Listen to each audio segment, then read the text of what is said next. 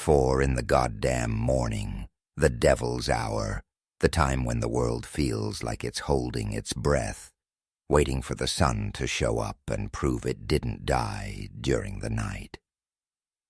The only thing making a sound was the low, deep thrum of my Peterbilt's engine and the steady, monotonous hum of the reefer unit keeping a truckload of California lettuce from turning into a green, primordial soup. I was parked up at a service plaza just off I-80 in Illinois, one of those big, soulless ones with a 24-hour diner that smelled of burnt coffee, stale regret, and the faint, greasy promise of a heart attack on a plate. The air was thick with the ghosts of a million bad decisions and lukewarm chili. My delivery window in Plainfield wasn't for another 2 hours. 2 hours of my ass going numb in this captain's chair, listening to some AM radio preacher tell me I was going to hell for the low, low price of a donation. Seemed like a bargain, honestly, considering some of the things I've done in sleeper cabs just like this one. My back was screaming bloody murder. We're talking a full-blown hostage situation between my shoulder blades. It wasn't a dull ache anymore, the kind you can ignore with enough caffeine and loud music. No, this was sharp. It was personal. It felt like a gremlin with a rusty ice pick was trying to chip his way out of my spine, one vertebrae at a time. I swung the heavy cab door open, the hinges groaning in protest, like an old man getting out of a low chair, and dropped my heavy steel-toed boots onto the cold, cracked asphalt. The air had that sharp, clean smell it only gets right before dawn, a mix of damp earth, distant diesel exhaust, and the promise of another long day. I stood up, all 6'3", 300 pounds of pure, grade A American beef, and put my fists on my hips, right above the worn leather of my belt. I leaned back, trying to get some relief, pushing my gut out like a proud papa showing off his firstborn. Pop, crackle, pop. The sound was obscene in the quiet, like a bag of pretzels getting stomped on by a Clydesdale. The feeling was worse. It felt like someone had hammered a railroad spike into my spine and left it there as a souvenir of my trip through Nebraska. 12 hours of white line fever, fueled by nothing but lukewarm truck stop coffee and a bag of jerky that was tougher than my ex-wife's lawyer. My body felt like a busted-up engine held together with duct tape, spite, and sheer momentum.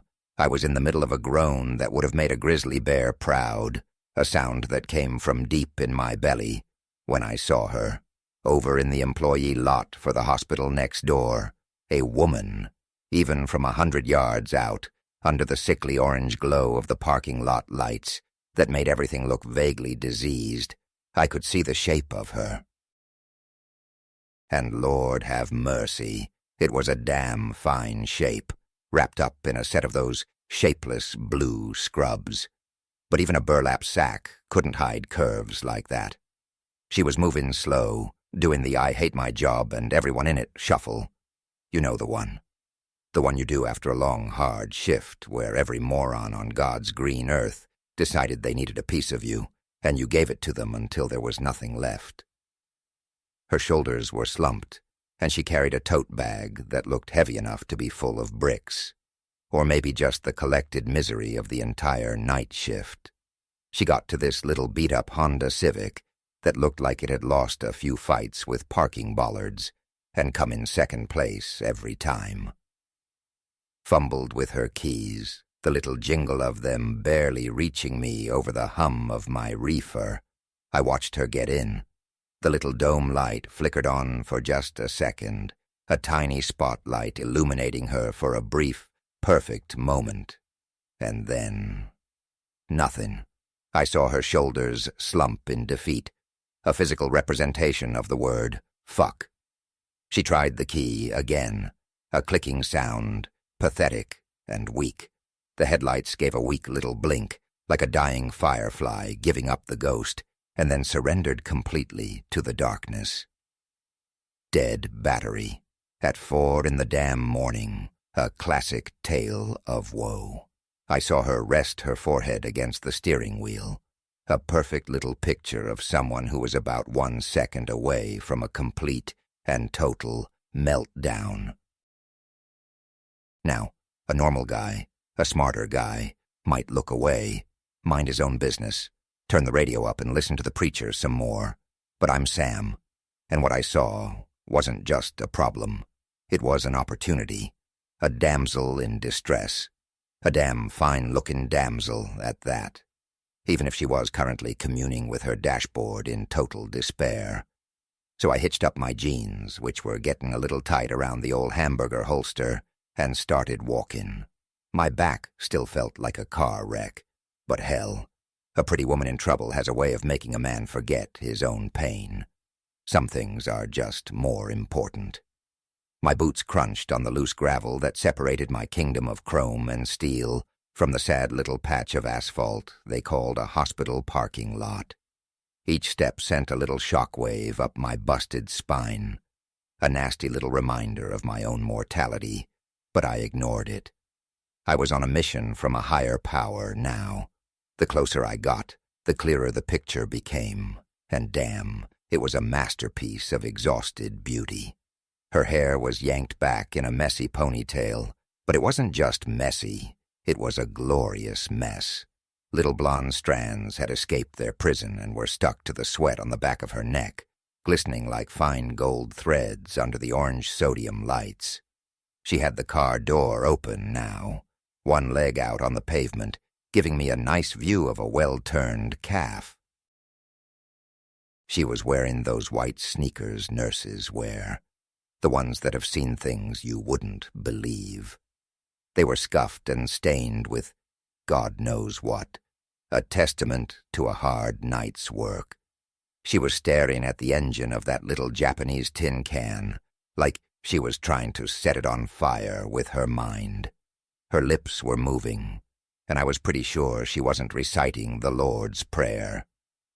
"Looks like that bucket of bolts picked a hell of a time to quit on ya," I said. My voice in the pre-dawn quiet sounded like a rock tumbler full of gravel. It was louder than I intended, cutting through the stillness like a saw through bone. She jumped like I'd zapped her with a cattle prod. Her head snapped up, and her eyes went wide. And holy hell, what eyes they were. Not just blue. They were the color of the sky right before a big thunderstorm. Deep, tired, but with a flash of lightning in 'em that told me she was a fighter. She gave me the once-over, a quick, efficient scan, her gaze traveling up from my scuffed boots, over my diesel-stained jeans, past my gut, which was straining the fabric of my flannel shirt, and all the way up to my face. I saw a flicker of fear in those eyes, the kind any woman alone in a dark parking lot at 4 a.m. would have when a mountain of a man materializes out of the gloom. Can't blame her. A guy my size coming out of the dark ain't exactly a welcome wagon. I probably looked like a bear that had learned to walk upright, put on clothes, and developed a slight hamburger addiction.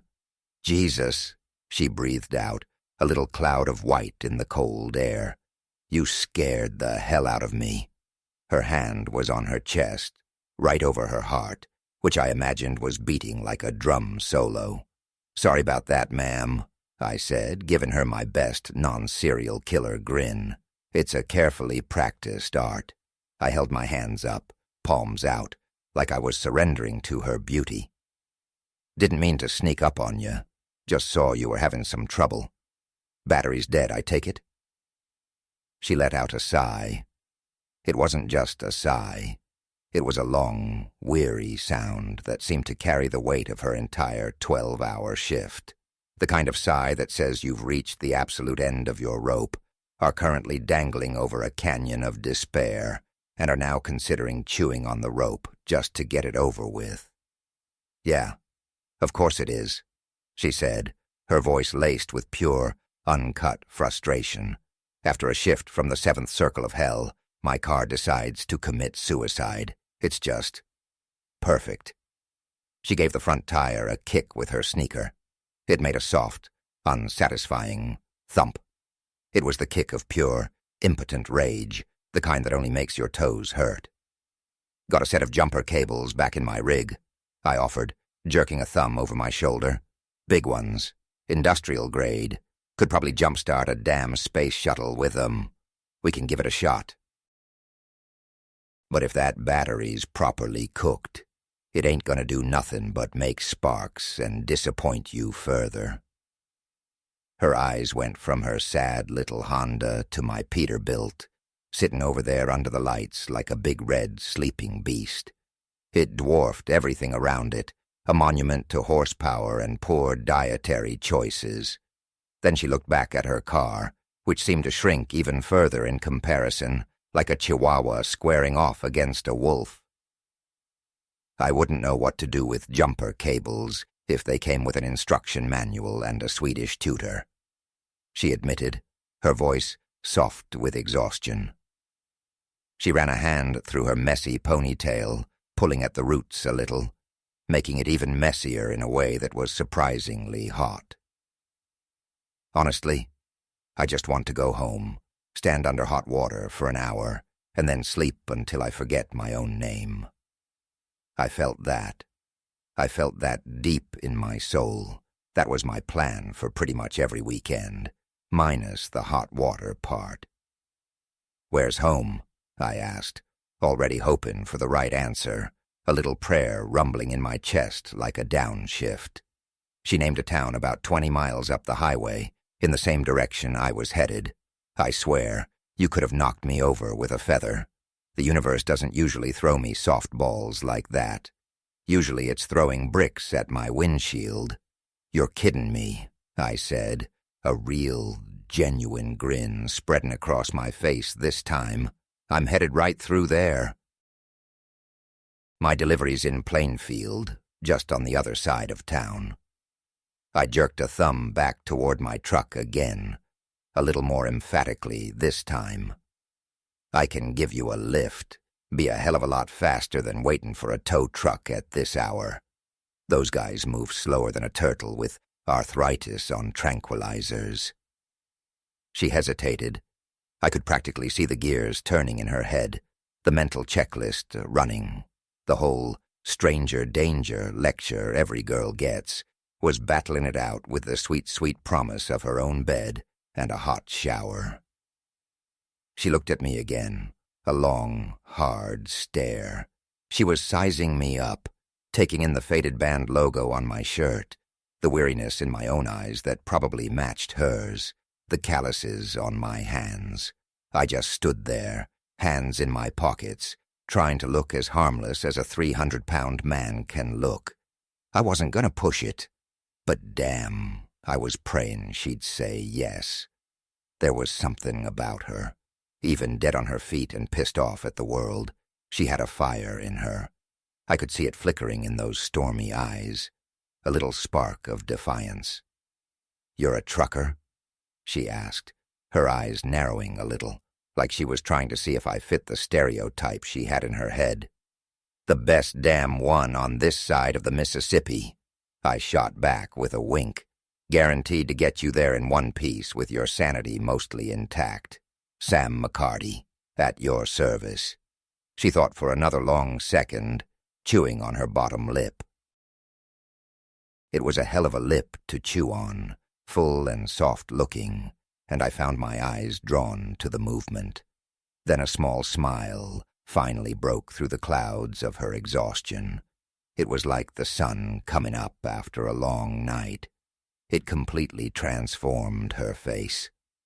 The weariness was still there, hanging around the edges like a bad smell, but now there was a little light, too. "Okay, Sam," she said, her voice a little warmer, a little less defeated. "I'm Chloe, and you might just be my knight in shining armor." "Nah, just a guy with a running engine and a whole lot of horsepower," I said, feeling a warmth spread through my chest that had nothing to do with coffee. "Come on, let's get you out of the cold before you turn into a popsicle." Getting her settled into the cab was a production.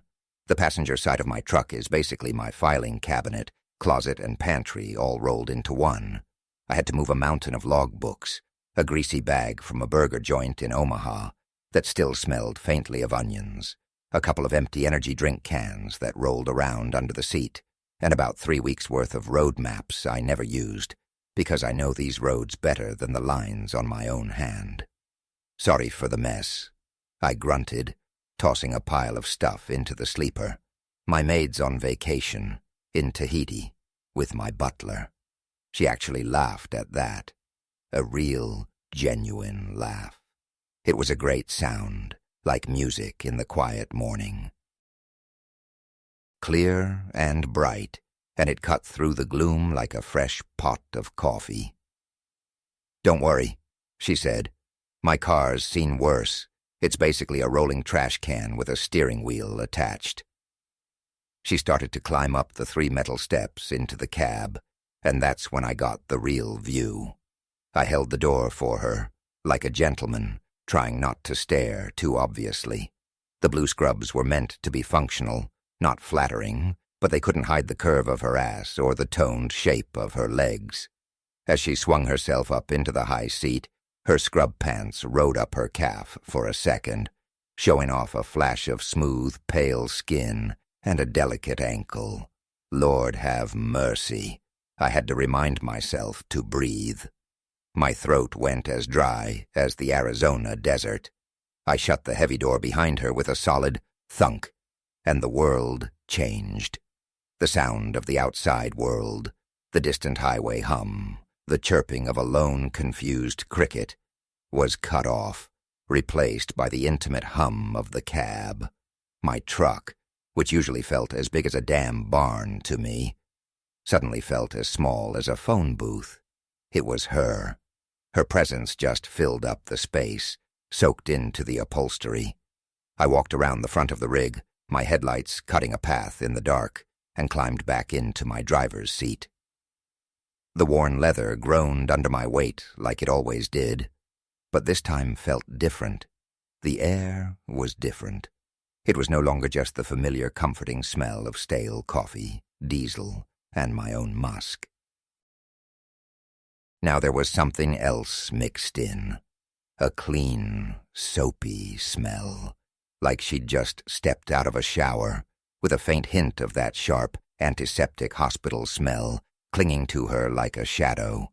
And underneath all that, faint but clear as a bell, was the sweet, warm scent of a woman's perfume. Some kind of vanilla, maybe? Or coconut. It was a damn intoxicating cocktail, and I was getting drunk on it already. I reached up and fired the engine. The big Cummins diesel rumbled to life, the whole cab vibrating with a low, powerful thrum that you feel more in your bones than you hear with your ears. I cranked the heater up to full blast, the fans roaring to life. "Geez, it's an icebox out there," I said, rubbing my big hands together for show. The truth was, I was already feeling pretty damn warm. "Tell me about it," she said, hugging herself and shivering dramatically. The motion pulled the fabric of her scrubs tight across her chest, and I did my best to keep my eyes on the windshield. "I think my bones are actually frozen." She pulled her knees up to her chest, wrapping her arms around them in a tight little ball. Her hospital ID badge was still clipped to the V-neck of her scrubs. "Chloe, PT." The picture on it was terrible, like all ID pictures are, with bad lighting and a forced smile, but even then she was a knockout. "PT?" I asked, pulling the big yellow knob for the air brake. The truck let out a loud pshh as I eased the gear shift into first.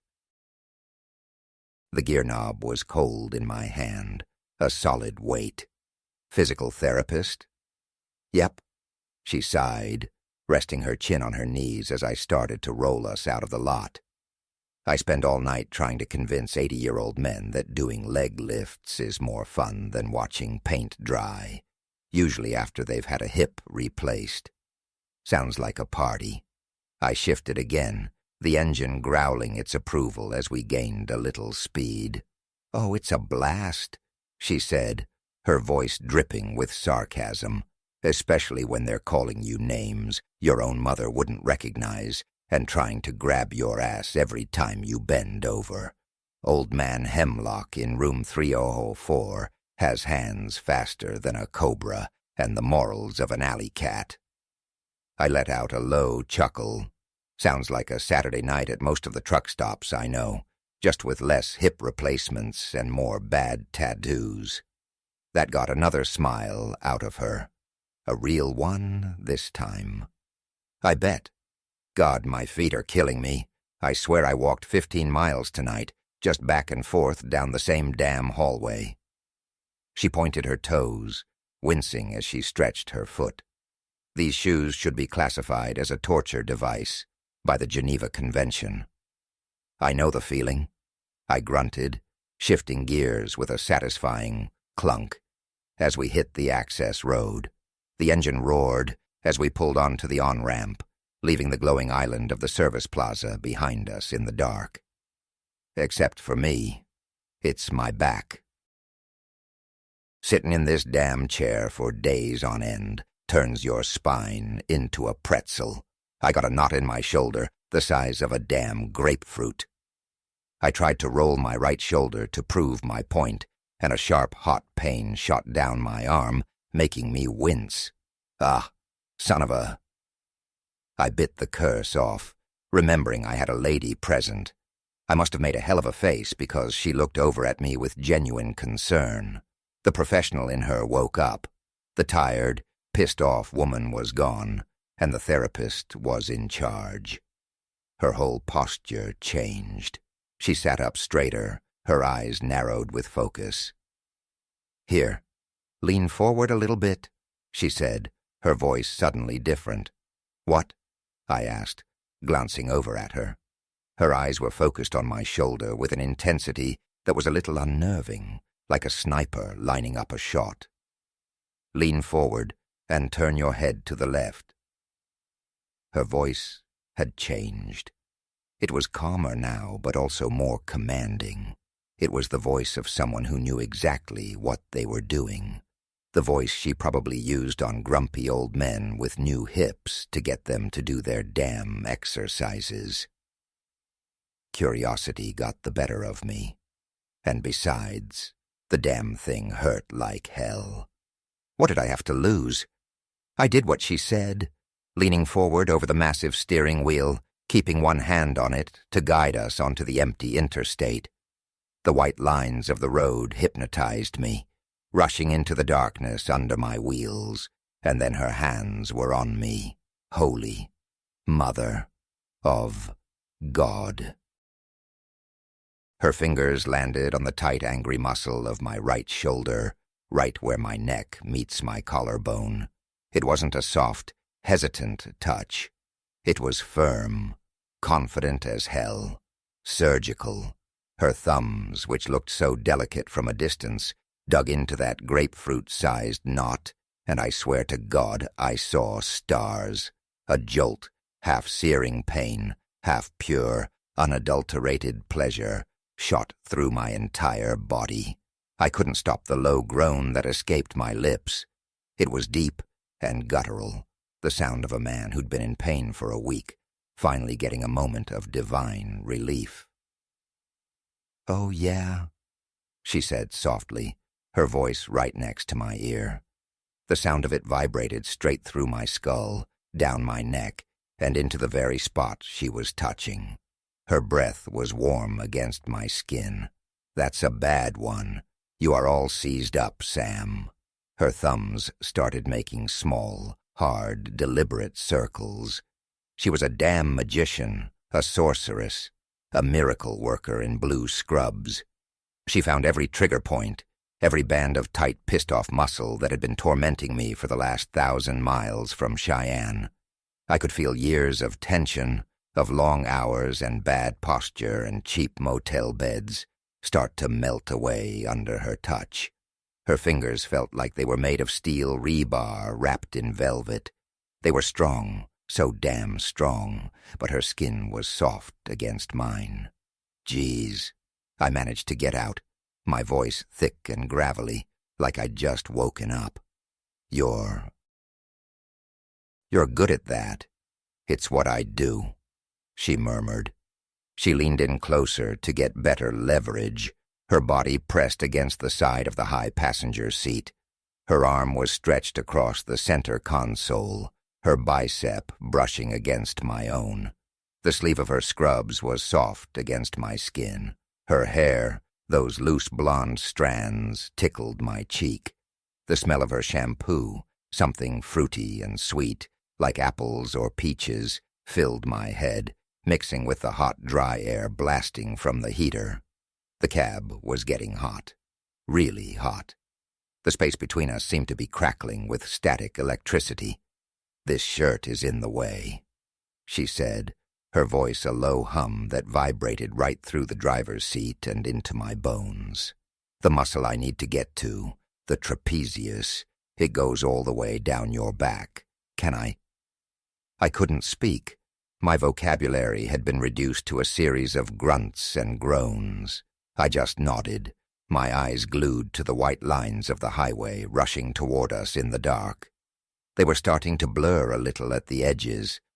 I couldn't have formed a word if a cop had a gun to my head. My entire consciousness had narrowed down to the feeling of her hands on my back and the sound of her breathing next to my ear. She kept one hand on my shoulder, applying steady, glorious pressure, while her other hand came around to my chest. I felt the backs of her knuckles brush against my stomach as she fumbled for the top button of my flannel shirt. The touch was feather-light, but it sent a cannonball of heat straight to my groin. The sound of the first plastic button popping free was like a gunshot in the quiet cab, then the second, pop, then the third. Pop. Her fingers grazed my skin with each one, leaving little trails of fire in their wake. She pushed the rough fabric of the shirt aside, and then her hand, her whole palm, was flat against my bare back. Her skin was cool at first, a shocking, wonderful contrast to my overheated body. But it warmed up fast. She started working her way down my spine, her strong fingers kneading the thick columns of muscle on either side. Finding knots I didn't even know I had, I was trying to drive. I swear to God, I was trying, but my eyes were having trouble focusing on the road. The whole world outside the windshield seemed distant and unimportant. My right leg had a tremor in it. My knee kept bumping against the gear shift every time the truck vibrated, the plastic cold against my jeans. The whole rig felt like it was humming in tune with the blood thrumming in my veins. The windows were starting to fog up at the edges, a misty curtain closing us off from the rest of the world. It was just us, the rumbling engine, and the growing, palpable heat. "Breathe, Sam," she whispered, her lips so close to my ear I could feel the warmth of her breath, feel the words more than hear them. I hadn't even realized I was holding mine. I let it out in a long, shaky sigh that sounded pathetic even to me. You do this to all the truckers you meet?" I asked, my voice raspy and low, barely audible over the engine's hum. I felt her smile against the skin of my back, a little vibration that went straight to my core.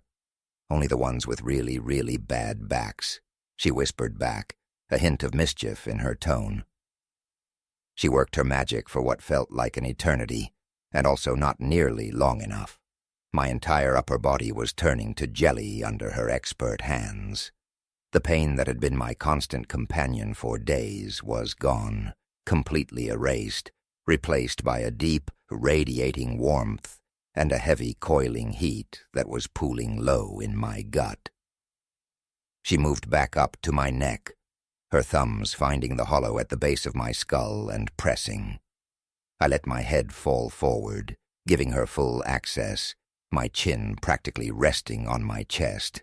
I was putty in her magic hands, a 300-pound slab of happy, tingling putty. "Better?" she asked softly, her voice like warm honey being poured over my soul. Better's not the word for it, I mumbled into my chest. You got magic hands, Chloe. Certified, a grade A, a government-inspected magic. My own left hand, the one not clenched on the steering wheel like a lifeline, was resting on my thigh. I felt a drop of sweat roll down my temple and drip onto my knuckles. The cab was an oven. The air was thick and heavy, saturated with her scent, with the heat pouring from the vents, and with the huge, unspoken thing that was crackling in the air between us. It felt dangerous. It felt fantastic. I couldn't take it anymore. I couldn't drive. Not like this. My focus was shot to hell. My only job in the world is to keep this 18-wheeler between the lines, and right now I was more focused on the woman whose thumb was currently drawing slow, deliberate circles on my spine. Up ahead, through a patch of the windshield that wasn't fogged over yet, I saw a sign for a scenic overlook, a half-mile ahead. At 4:30 in the morning it wouldn't be scenic, and there sure as hell wouldn't be anyone there. It was perfect. A little island of asphalt in a sea of dark trees, a sanctuary. I flicked on my turn signal, the rhythmic click-clack on the dash, counting down the seconds like a time bomb. I geared down, the engine braking with a low, throaty growl, and pulled the big rig off the highway. The tires crunched on the gravel shoulder as I rolled into the deserted paved lot. I coasted to a stop at the far end, under the dark shadow of a big oak tree, and killed the headlights. The world outside went pitch black.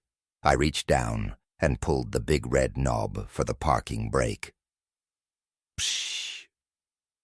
And then there was silence, a heavy loaded silence, broken only by the hum of the heater fan and the sound of our own breathing, which seemed way too loud in the sudden stillness.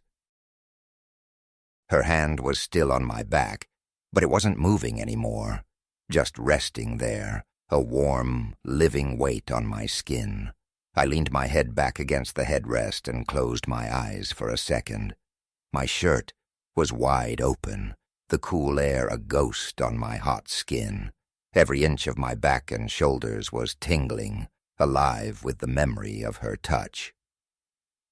"Everything okay?" she asked, her voice a little hesitant now that we were stopped.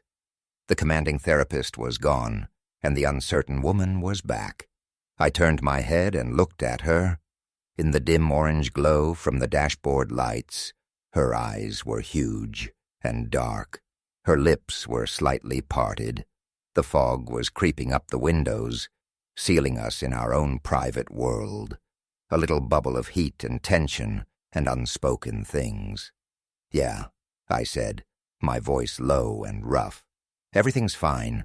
I couldn't drive anymore." A slow, deliberate smile spread across her face. It wasn't the tired smile from before. This was a knowing smile, a dangerous smile, the smile of a woman who knew exactly what was about to happen and was all for it. "Good," she said, her voice dropping to a husky whisper that sent a shiver down my newly repaired spine. "Because it's my turn." My brow furrowed. "Your turn?"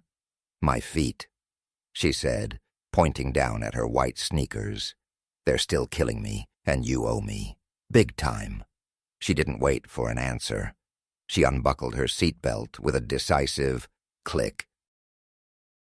Then, in one fluid, graceful motion that surprised the hell of a lot out of me, she slid over the wide center console and into the narrow space between the two front seats. The cab of a Peterbilt is not designed for this kind of maneuver. Her knee brushed against my thigh, sending a fresh jolt of electricity through me. Her hip pressed against my arm. The rustle of her scrubs was deafening in the quiet. "The sleeper's right behind us," I managed to say, my voice barely a whisper. "More room back there?" "Lead the way, big guy," she whispered back, her breath ghosting across my cheek, smelling of coffee and mint. The space between the seats was a tight squeeze for her. For a guy my size, it was a damn obstacle course. I had to twist and contort my body, my back brushing against the passenger seat, my stomach pressed against the back of mine. She was right behind me, her hands on my hips to steady herself as I shuffled backward. Her touch was a brand, burning right through my jeans. I felt every one of her fingers pressing into me. We practically tumbled into the sleeper cab. It's not a big space, a bed, a small cabinet, a little reading light. But right then, it felt like a damn palace. It was dark, but the faint glow from the dash cast long, dancing shadows, making everything look mysterious and new. The hum of the heater was louder back here, a constant throbbing presence that seemed to match the pounding in my chest. She sat on the edge of the mattress and, with a sigh of pure relief, started unlacing her sneakers. The first one came off with a soft thud, and she wiggled her toes. Then the second. She peeled off her white socks, and the scent of her, clean and uniquely female, became even stronger in the enclosed space, mingling with the diesel and the hot air. "All right, Samson," she said, lying back on the mattress and propping her feet up right in my lap. Her tone was playful, teasing. "Time to pay your debt, work your magic." Her feet were small, delicate-looking, but I could see the strain of her long shift in them, the faint red marks from her shoes, the tension in her arches. I took her right foot in my two big calloused hands. It was like holding a bird. Her skin was so soft it was almost a shock against the rough texture of my own. I started with her heel, pressing my thumb deep into the flesh. She let out a long, shuddering moan that was 10 times more potent than the one I'd made earlier. It hit me right in the gut, like a heavyweight's body blow. "Oh, my God," she whispered, her eyes squeezed shut. "That's... oh, wow." I worked my way up her high arch, feeling the tight tendons under the skin like guitar strings. I gently squeezed her foot, my fingers wrapping all the way around it. She was melting into the mattress. I could feel the tension leaving her body with every press of my thumb. I moved to her other foot, giving it the same reverent treatment. Her eyes were closed, a blissful, almost sinful smile on her face. "You're a natural at this," she murmured, her voice sleepy and thick with pleasure. "Just paying back a debt," I said, my own voice rough with an emotion I couldn't name. It was more than just lust. It was appreciation. My hands moved from her feet to her ankles, circling the delicate bones there. Then slowly, tentatively, I started working my way up her calves. I could feel the strong, solid muscle there, the result of walking miles every night on hard hospital floors. My hands were big enough to encircle them completely. I pushed the loose fabric of her scrubs up to her knees. Her skin was pale and impossibly smooth in the dim orange light. She didn't stop me. Her breathing just got deeper, heavier, each exhale a soft puff of sound in the quiet. My hands went higher, over the elegant shape of her knees, to her thighs. The muscle there was firm, powerful. I squeezed gently, and her eyes fluttered open. She looked right at me. Her stormy sea blue eyes were dark with something new. Not exhaustion, not gratitude, pure, raw desire. The look hit me harder than a shot of whiskey. "You missed a spot," she whispered, her voice husky and low, a secret just for me.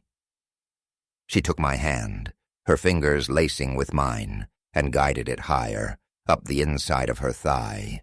Her skin was electric, hotter than the air from the heater vents.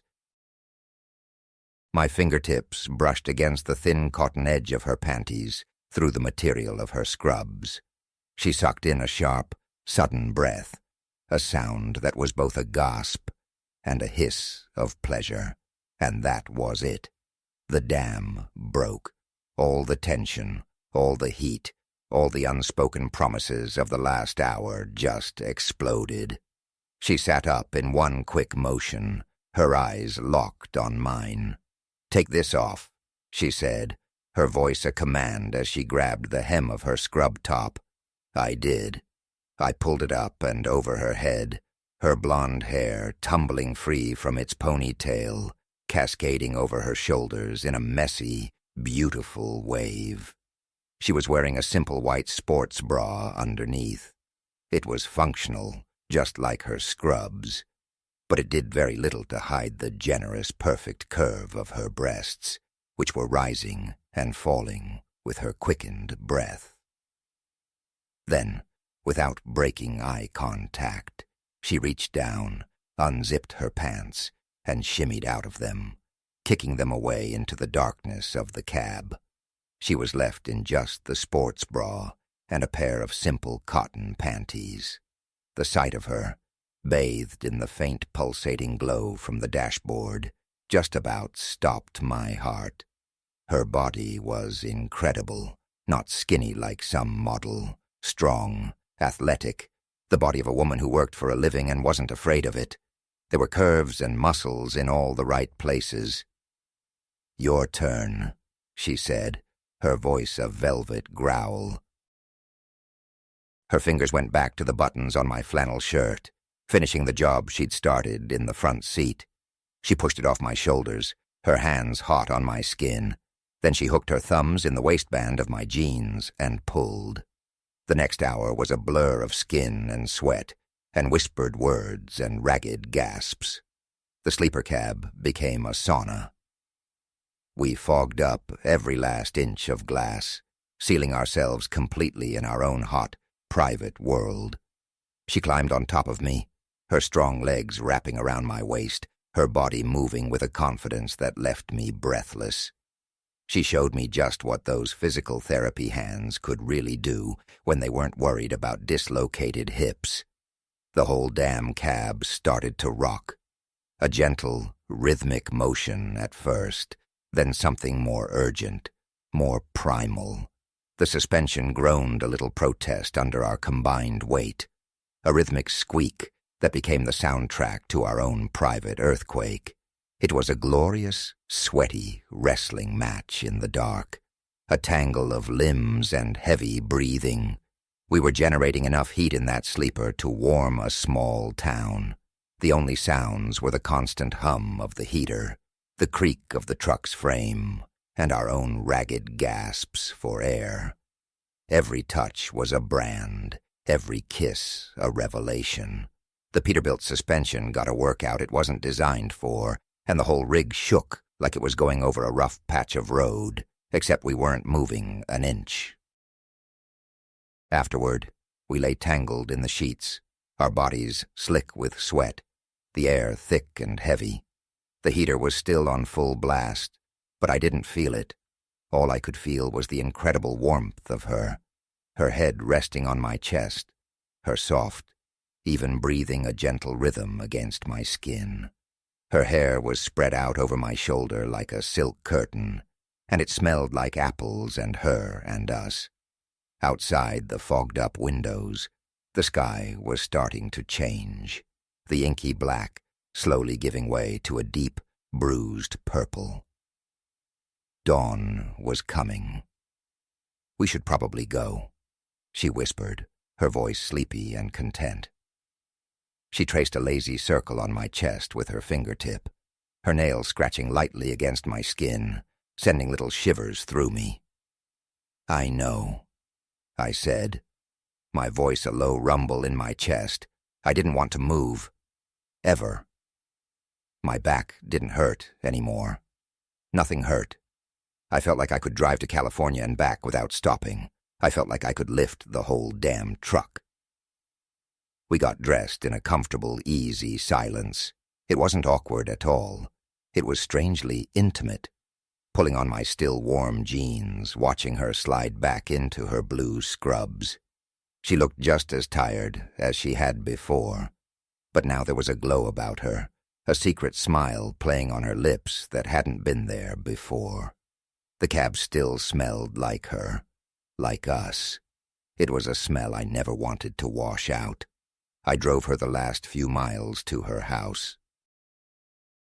It was a small, neat-looking place with a tidy lawn, just as the world was starting to wake up. A guy was out getting his newspaper in his bathrobe. A dog was barking somewhere down the street. The normal world. It felt 1,000,000 miles away from the hot, steamy bubble we had just left. The sun was just peeking over the horizon, painting the bottoms of the clouds pink and orange. I pulled up to the curb and put the truck in neutral. She didn't get out right away. She just sat there in the passenger seat, looking over at me. "So," she said, a playful smile on her lips, "Sam McCarty, the best damn trucker on this side of the Mississippi." "That's me," I said with a grin that felt like it was splitting my face in two. She leaned over the console, the same way she had when she started the massage. But this time was a hell of a lot different. She put one hand on my cheek, her thumb tracing the line of my jaw. Her skin was warm, and then she kissed me. It wasn't a quick peck. It was a long, slow, deep kiss that tasted of coffee and promises and the leftover electricity from the last hour. It sent a jolt through me that was better than any double espresso. When she finally pulled away, she was smiling that dangerous smile again. She scribbled something on a little notepad she pulled from her tote bag. It looked like a prescription pad, of all things, and tore the page off. She pressed the small piece of paper into my hand. "That's my number," she said. Her stormy blue eyes twinkled in the morning light. "Call me next time your back hurts." She gave me a wink, a quick mischievous little thing that made my stomach do a goddamn backflip. And then she was gone, hopping down from the high cab and walking up to her front door, fishing in her pocket for her keys. I watched her until she was safely inside. I looked down at the piece of paper in my hand. Her name, Chloe, and a phone number written in a neat, clinical script. Underneath it, she'd added a little note. "RX, repeat as needed." I put the truck in gear and pulled away from the curb, a huge, stupid grin plastered on my face. The sun was up now, glinting off my windshield. The cab smelled like her perfume. The knot in my back was gone, replaced by a warm, buzzing energy that filled my whole body. I felt loose. I felt powerful. Hell, I felt 10 years younger. 4 in the morning, I thought to myself as I hit the open road, the rising sun at my back. The devil's hour. Turns out sometimes the devil sends an angel in blue scrubs to drag you out of hell. And damn, did she have magic hands. My back was already starting to feel a little tight again. For medicinal purposes, of course. I had a feeling I'd be needing another treatment real soon.